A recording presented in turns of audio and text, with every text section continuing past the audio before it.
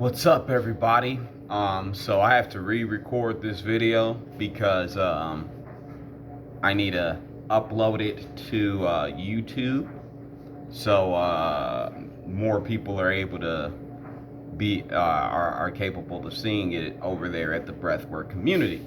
But in any case, I'm glad I got to re-record it because there are a couple of things that came to mind due to the feedback that came from Hala's post about breath holds. And it's something that is important to recognize because when it comes to the breath holds, we obviously want to be able to increase our capacity to hold our breath both on the inhale and on the exhale. And generally speaking, many people tend to have a lot more issues, including myself, with the external breath holds than the internal breath holds. The internal breath holds, I've never really quit, or I've never been poised to restart the respiration process before the time ended. So like, let's say we're supposed to hold the breath for 2 minutes. Most of the time I'm able to get it within 2 minutes, although sometimes I might need to stop before the 2 minutes is up, but it's usually within 10 seconds of the allotted time. Whereas with external breath holds, there have been many times where I had to bow out of it with a considerable amount of time, 30 seconds left or something like that. And when it comes to that situation, a lot of us might feel like we aren't progressing as fast as we want to, or we're not progressing as well as we should because there aren't improvements in the breath holds, or sometimes we might be experiencing a trajectory of improvement, and then on one day we wind up not being able to hold our breath for a considerably longer period of time, basically put, let's say you started out not being able to hold your breath on the exhale for more than 20 seconds, and then you get to 45 seconds or even a minute within 5 to 10 days. And then after that period, you come in and you can't hold it for more than 15 seconds. One thing to recognize is that the work we're doing is very transformative. And because it's very transformative, it goes to aspects of our body in many cases that we aren't aware of, okay? We might not be aware of not only certain aspects of our body, but also how the way we hold ourselves in our body relates to an ability like breath holding.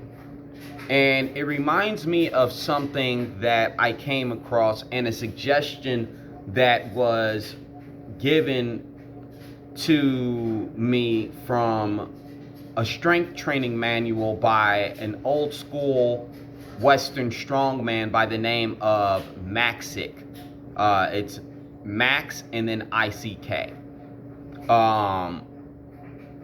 And one thing he noted was that throughout the process of that strength training, you may come across days where your capacity or where your ability is less than it was in previous sessions. So let's say you've been on the strength training manual for 30 days. You might experience a consistent ability to increase reps and increase the amount of force that you put into an exercise.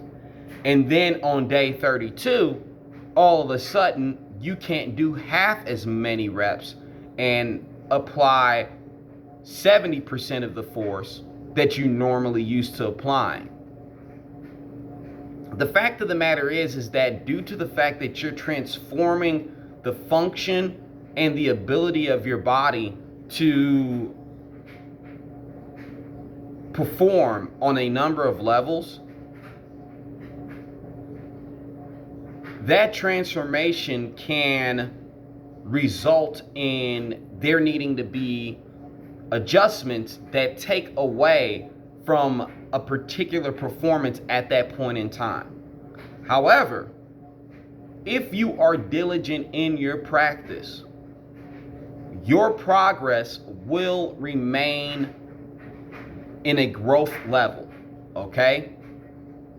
The training is just what it's supposed to be. It's training your body.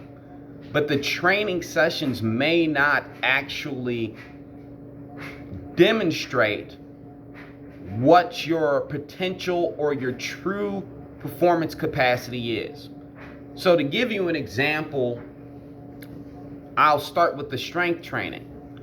I remember doing this strength training and feeling like my repetitions and my ability to apply force was a lot less than what I wanted it to be, and a lot less than the training mechanisms would dictate. And I'm sitting here feeling confused. And then I take a trip to the grocery store and I have to go get a watermelon. Now, when it comes to my purchase of a watermelon, I'm a pedestrian. And so when I grocery shop, I'm walking home. And when I grocery shop, I'm going to a store that is bare minimum a mile and a half away from my home. And so if I'm taking a watermelon home, I have to put that in my book bag, and I'm walking over a mile home, along with more than likely several other groceries. So a watermelon I will pick up got to be somewhere in the realm of 8 to 10 pounds. And then I'm carrying about 5 to as many as 15 pounds of groceries in each hand. When I went on the trip to the store, I went to go pick up the watermelon, and instead of it registering the force that it normally does, the strain on the muscles that it normally does, I picked that bad boy up and it felt almost like a beach ball. And I was like, yo, what the fuck? I was like, yo, this is way easier than I was experiencing a good 5 to 10 days ago when I took my last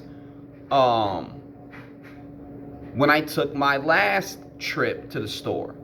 It felt wonderful. And when I put it on my back, instead of feeling like I was trudging along a weight on my back, I felt spring in my step. Like I'm walking with good spring in my step. And I'm like, damn. All this time I'm thinking I'm not progressing. And I'm progressing under the radar in a way that I did not even anticipate until I had to be tested, right? In fact, I ran across the street and it felt like I didn't even have anything on me. Like my running gait felt lively and sprung up rather than me making sure I ran across the street before the light changed. With this weight on my back and in my hands, because I also had, I don't know if you all heard that long ass beep, but that's my dryer. I got laundry going, my bad. And if you didn't hear that beep, I paused because I didn't want to try to talk over the beep in case it registered on the video. This shit is real and raw, you know what I'm saying? But in any case, all this time I was feeling like I wasn't progressing, and yet under the radar, I was progressing at a rate that I had not even thought was going down. And so this is something that I've not only experienced with strength training, I've experienced it with the breath sessions as well. many times I've experienced it in the same breath work scenario, or in the same breath work session. I might start out a breath work session, and then my first breath hold is maybe 30 seconds, 20 seconds below what I was doing 2 days ago. And then my second breath hold not only goes to the recommended time frame, but you know how Brian is. Brian will allow you to hold your breath for as many as like 30 to 45 seconds longer than the recommended time. So it might be a time frame of 2 minutes, and then he'll go to 2 minutes and 45 seconds. You can stop at 2 minutes. The 2 minutes is the target goal, but you can go as long as 2 minutes and 45 seconds, right? Sometimes I've been able to go to despite the first breath hold being marginally lower than the target, the second breath hold will be higher than the original target, and not only will I reach that, but I'll reach the overlay time. I'll sit there and I'll be like, man, maybe I'll hold it for an extra 15 seconds. I'm feeling good. And so when it comes to these things, there are a couple of things to pay attention to. One of them is something that was pointed out actually in Holla's post. I will actually tag the individual who, I think his name was Tim. I haven't seen him on here yet, but he's been here for a while. But he was talking about his experience freediving. And when it comes to breath holding, this is something that Brian points out while we're doing the breathwork session, is relaxation. And I'll tell you something, sometimes the relaxation has actually caused me to terminate the breath hold sooner. But that's also due to the fact that there are a lot of things going on in my body due to the way that the breath work acts upon my musculoskeletal blockages. And so sometimes I'll get into relaxation mode and it will target a blockage, and by targeting that blockage, I can start to feel the impulse to want to breathe again sooner than I normally would. However, in the same vein, the ability to relax has a very beneficial effect more often than not on being able to hold the breath longer. And so, as he pointed out, relaxation can go a very long way in helping you train to hold your breath longer, or to helping that breath hold have the maximum effect on readjusting your body and readjusting your framework to get the most out of the breath hold. So relaxation is something that I missed in my initial recording, and I'm very grateful that it was mentioned in Holla's post, because that's a very big part of it. As long as you're relaxing into it, and as long as you are investing in this practice, you're going to get the most out of it. And that ability to hold your breath longer and optimize your CO2 tolerance, that is going to follow. So that's all for this video. Consistent training is going to get you where you want to go.